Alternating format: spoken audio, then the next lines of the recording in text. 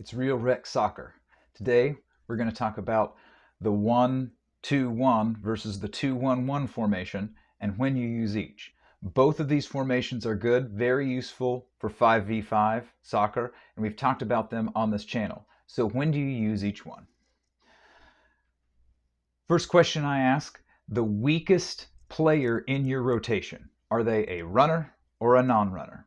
If your weakest person is a runner, that would favor a 1-2-1 because you could put that runner as the non-designated midfielder.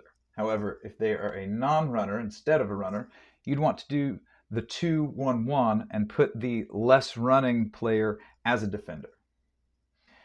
How many people do you have in the game? It's very common in rec league soccer to not have your full squad. If you have your full squad, maybe you feel like, okay, I'm going to have a lot of substitutions. I'll be able to rotate those midfielders in and out. I can use the 1-2-1 formation. That'll be great. If you have limited substitutions, going with the 2-1-1 will help conserve your team's energy, help you last to the end of the game. What about the other team? Do they have a strong counter or a weak counterattack? If you have a strong counterattack team, you're going to want those two defenders back there. You're going to use the 2-1-1. If they have a weak counterattack, though, it's going to favor you to use that extra player as more of a hybrid attacker role rather than a pure defender, so you would go with the 1-2-1. Now, when you actually do get the ball in the offensive zone, in the attacking zone, what are your players looking like? Are they using the space properly, or are they starting to trip over each other? One thing that you can see sometimes is when you try the 1-2-1, sometimes certain teams will bunch together that you're coaching, and it's hard to coach that, especially at U8, maybe even sometimes at U10.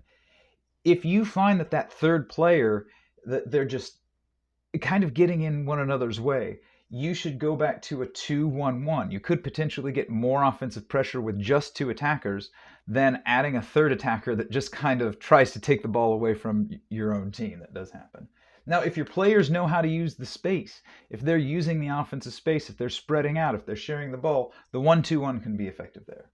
And then finally, if you have a lead, if you've got a couple goals lead, you're in the second half of the game, you're wanting to protect that lead, the 2-1-1 will help do that because it's going to help prevent the other team's counterattack or at least slow it down.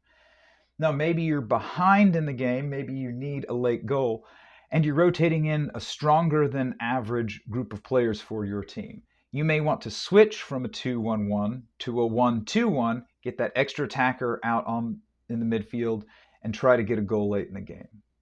So think about those different factors as you decide situationally, are you going to use the 2-1-1 or a 1-2-1 with the particular players you have on your recreational team.